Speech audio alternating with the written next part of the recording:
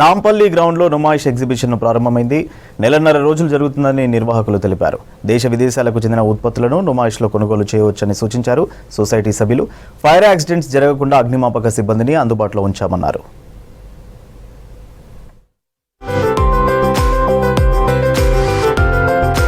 Hyderabad Nampally exhibition ground లో నుమాయిష్ 2025ను ప్రారంభించారు IT శాఖ మంత్రి శ్రీధర్ బాబు. 47 రోజులు నుమాయిష్ ఎగ్జిబిషన్ జరుగుతుందని తెలిపారు నిర్వాహకులు.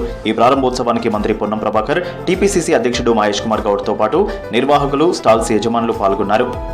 1938లో నుమాయిష్ ఎగ్జిబిషన్ మొదలైంది. అప్పటి నుంచి ప్రతి సంవత్సరం నిర్వహిస్తుంది సొసైటీ. 84వ ఆల్ ఇండియా ఇండస్ట్రియల్ ఎగ్జిబిషన్ లో దేశ విదేశాలకు చెందిన ఉత్పత్తులతో పాటు దాదాపు 2000 స్టాల్స్ ఏర్పాటు చేశారు. ఈసారి 25 లక్షల మంది సందర్శకులు వస్తారని అంచనా వేస్తున్నారు నిర్వాహకులు. అందుకు తగ్గట్టు ఏర్పాట్లు చేశారు. అగ్ని ప్రమాదాల నివారణ కోసం 1.5 లీటర్ల నీటి కెపాసిటీతో 2 సంపులను ఏర్పాటు చేశారు. 82 ఫైర్ పాయింట్స్ ను గుర్తించి సిబ్బందిని కేటాయించారు.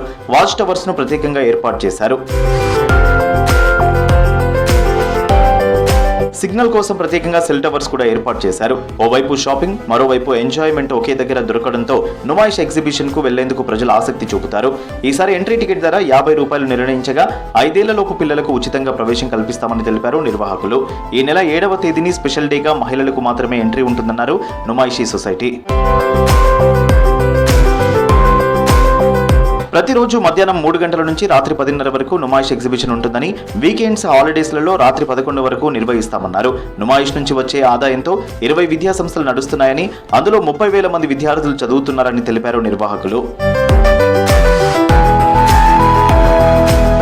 నుమాయిష్ 20 కాలేజీలను నిర్వహించడం గొప్ప విషయమన్నారు మంత్రి శ్రీధర్ బాబు. రాష్ట్ర ఉత్పత్తులను జాతీయ, అంతర్జాతీయ స్థాయికి తీసుకెళ్లేలా కార్యక్రమాలు చేపడుతున్నామని అన్నారు.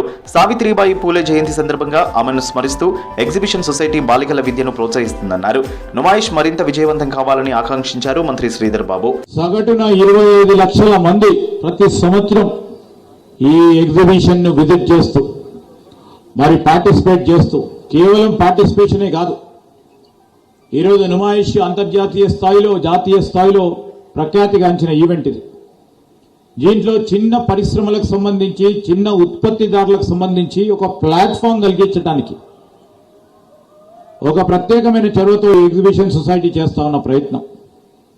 దీన్ని రాబోయే కాలంలో ఏ విధంగా వాల్యూ అడిషన్ చేయాలి అనే ప్రయత్న భాగంలోనే ఈరోజు ఎగ్జిబిషన్ సొసైటీకి సంబంధించిన పాలక వర్గం అంతా కూడా 84 సంవత్సరాలు గడిచినాయి.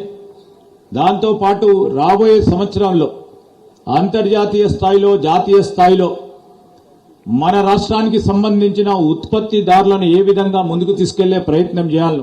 ఢిల్లీ, జమ్మూ కాశ్మీర్, ఉత్తరప్రదేశ్లలో దొరికే వస్తువులు ఇక్కడ లభిస్తాయన్నారు మంత్రి పొన్నం ప్రభాకర్. కళలకు వేదికగా నుమాయిష్ నిలుస్తుందన్నారు. భవిష్యత్తులో నుమాయిష్ ఎగ్జిబిషన్ కు మరింత భూమిని కేటాయిస్తామన్నారు.